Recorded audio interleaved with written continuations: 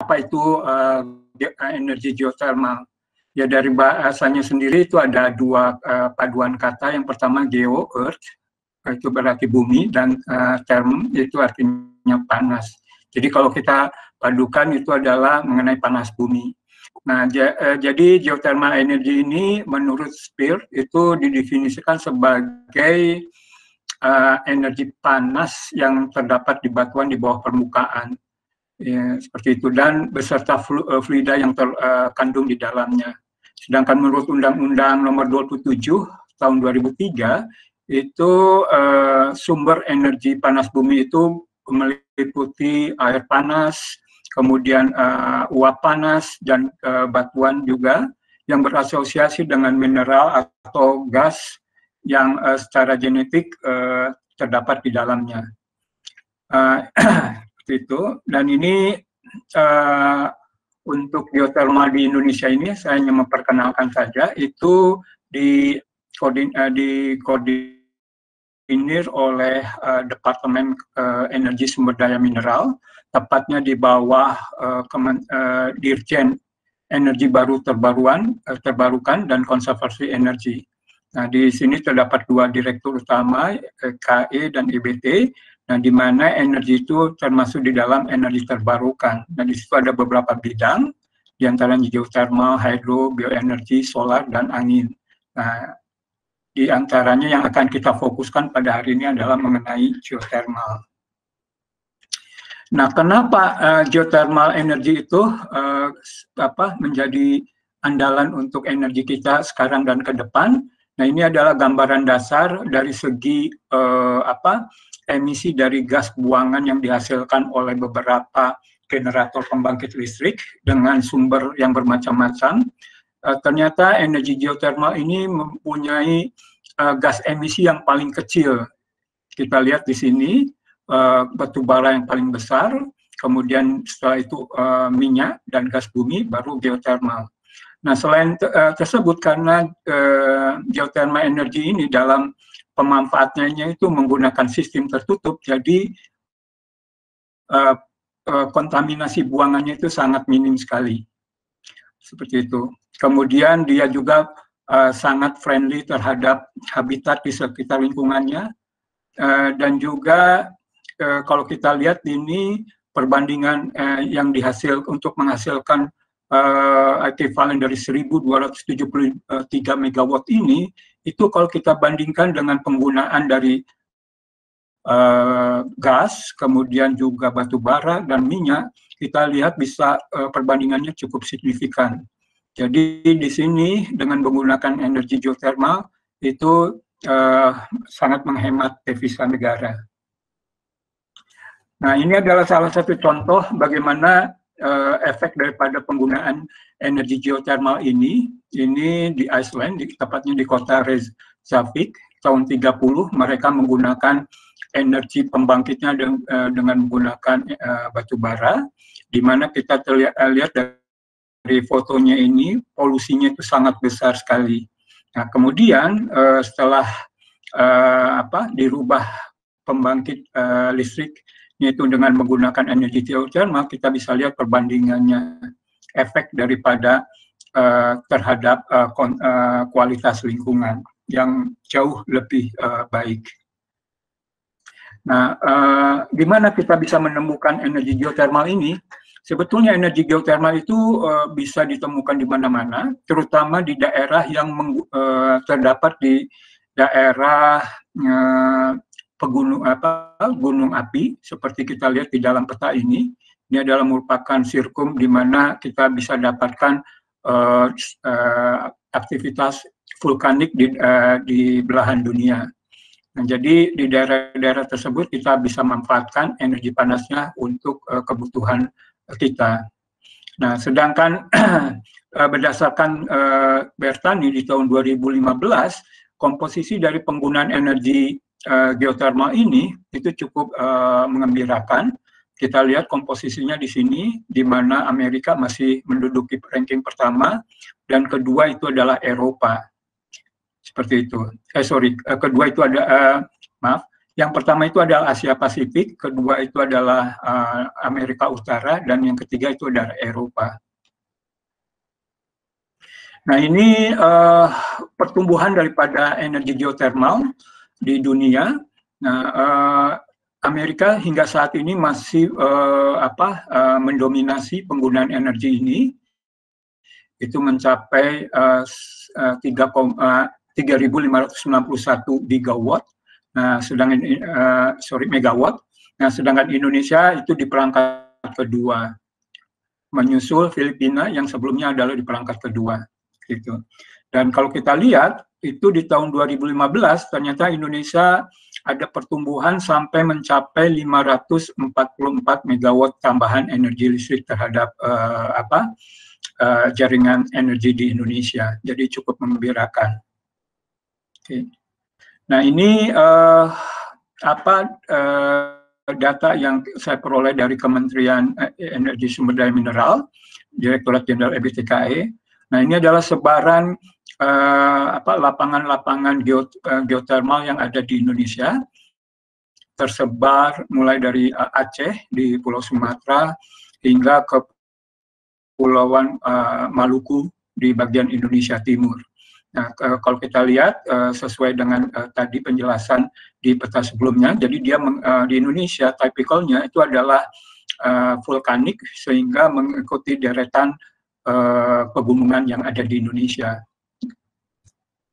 Nah, yang terbesar saat ini itu pembangkit listrik tenaga panas bumi yang dihasilkan itu masih didominasi oleh lapangan Salak itu di Jawa Barat sebesar 377 megawatt, kemudian Darajat 271 megawatt, Wayang Windu 225 megawatt, yang baru kita ketahui adalah di Sumatera bagian utara, di Serula. Itu kemarin 125 megawatt dan akan ditingkatkan hingga 250 megawatt. Jadi pertumbuhannya cukup signifikan. Nah, energi geothermal ini, nah, ternyata itu tergantung temperaturnya. Kalau untuk keperluan energi listrik itu biasanya kita memerlukan temperatur dari moderate sampai dengan high. Moderate itu ini definisinya sekitar 180 sampai 230 derajat Celcius. Nah, yang high itu sekitar di atas 230 derajat Celcius. Nah, sedangkan yang di bawah itu kita bisa gunakan secara langsung, baik untuk pemandian, kemudian memasak, kemudian pemanasan, kemudian juga untuk keperluan pertanian dan extraction dari mineralnya. Itu. Nah, ini salah satu penggunaan secara langsung yang kita bisa lihat di foto ini dari Rotorua di New Zealand. Oke. Kemudian bagaimana sih energi panas bumi itu kita bisa gunakan? Nah, ini salah satu gambaran bagaimana pemanfaatan energi panas bumi itu bisa bermanfaat untuk kita dengan dalam hal ini adalah menghasilkan energi listrik yang hasil gerakan daripada generator. Nah, untuk menggerak energi panas menjadi energi listrik ini itu dibutuhkan beberapa komponen power plant pembangkit listrik, diantaranya sumur dari sumur bor yang bisa menghasilkan fluida dari bawah permukaan tanah, fluida panas dalam hal ini. Kemudian di sini well site itu adalah merupakan campuran air panas dan uap panas. Kemudian separator ini yang memisahkan air dan dan uap panasnya. Kemudian power plant yang akan uap panas yang dihasilkan itu akan menggerakkan turbin yang ada di dalam generatornya. Kemudian injector well adalah air buangan yang tidak digunakan. Jadi mekanismenya pertama itu adalah fluida dalam panas keluar dari mulut sumur, kemudian akan masuk ke separator. Kalau dia fluidanya berupa air panas, maka kita akan pisahkan dulu air dan uapnya, karena yang akan kita gunakan adalah uapnya, bukan airnya.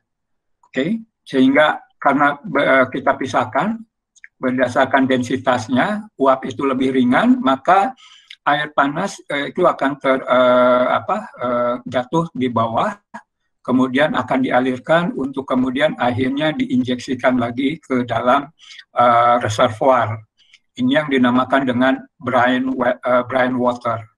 Kemudian uap yang terpisah dari fluida tadi itu akan dialirkan melalui pipa yang akan menuju ke generator. Nah, uap inilah yang akan menggerakkan turbin sehingga menghasilkan listrik.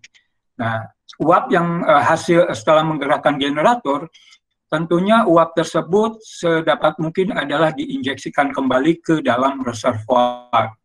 Akan tetapi, kalau masih dalam bentuk uap akan sulit, oleh karena itu perlu dikondensasikan agar bisa menjadi liquid kembali, sehingga dia bisa berubah menjadi cair dan akhirnya diinjeksikan. Dan air ini yang dinamakan dengan condensate water. Seperti itu. Nah, sekarang mengenai teknologi power plant yang ada untuk membangkitkan energi listrik ini, itu ternyata ada beberapa macam. Nah, kalau kita lihat di sini, yang pertama itu adalah flash steam plant. Nah, ini biasanya digunakan untuk apabila reservoirnya kitanya itu didominasi oleh air panas dalam hal ini dengan temperatur di atas 25 derajat Celcius. Nah, ini gambarannya kira-kira seperti ini. Jadi air yang berasal dari bawah permukaan sana akan dipisahkan terlebih dahulu melalui separator. Nah, karena air mempunyai berat jenis yang lebih besar daripada uap, dia akan jatuh di bawah untuk kemudian diinjeksikan kembali ke reservoir. Sedangkan uapnya yang telah dipisahkan itu akan mengalir untuk kemudian menggerakkan turbin. Nah, setelah menggerakkan turbin menghasilkan listrik. Nah, uap yang dihasilkan akan dikondensasi, didinginkan agar dia bisa menjadi liquid untuk agar bisa diinjeksikan kembali ke dalam reservoir. Kemudian yang kedua itu adalah dry steam plant. Nah, ini apabila reservoir kitanya itu didominasi oleh steam, uap panas gitu. Nah, ini biasanya mempunyai temperatur itu di atas 225 derajat Celcius. Jadi uap panas yang keluar dari reservoir kita itu tanpa melalui separator lagi karena dia sudah steam, langsung kita gunakan untuk menggerakkan turbin. Nah, pergerakan turbin ini akan menghasilkan listrik.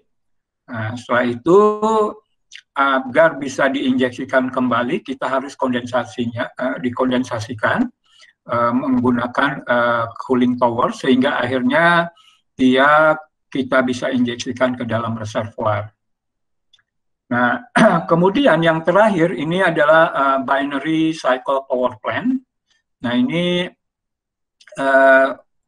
mungkin bisa langsung digambarkan seperti yang tampak pada gambar C ini. Jadi idenya adalah fluida yang keluar dari reservoir kita itu tidak langsung menggerakkan turbin, akan tetapi dia hanya melewati suatu tabung besar seperti ini. Nah, di mana di tabung besarnya ini diisi oleh fluida lain, biasanya kerosin yang mempunyai temperatur titik didih yang lebih rendah sehingga mudah untuk mendidih. Nah, setelah itu di dalam tabung besar ini selain ada pipa dari fluida panas bumi itu sendiri, juga ada fluida satu pipa yang sama di dalam gitu, tapi terisi oleh air semacam itu, sehingga diharapkan dia bisa mendidihkan air yang ada di air yang terdapat di dalam pipanya, kemudian menghasilkan uap. Nah, uap itu yang akan menggerakkan turbinnya. Nah, juga yang terakhir itu adalah hybrid hybrid power plant ini gabungan dari kedua ini, jadi bisa kita gabungkan. Nah, contoh daripada steam plant ini itu ada di lapangan Salak. Itu dia adalah menggunakan flash steam plant. Kemudian dry steam plant ini contohnya di Darajat karena dia steam dominated. Kemudian binary cycle power plant, nah ini yang terdapat di Serula di Sumatera sana. Dan ini hybrid power plant. Nah ini pembangkit listrik panas bumi yang ada di Salak itu akan mencoba untuk menggunakan hybrid power plant ini yang sedang pelaksanaannya sedang dalam desain seperti itu.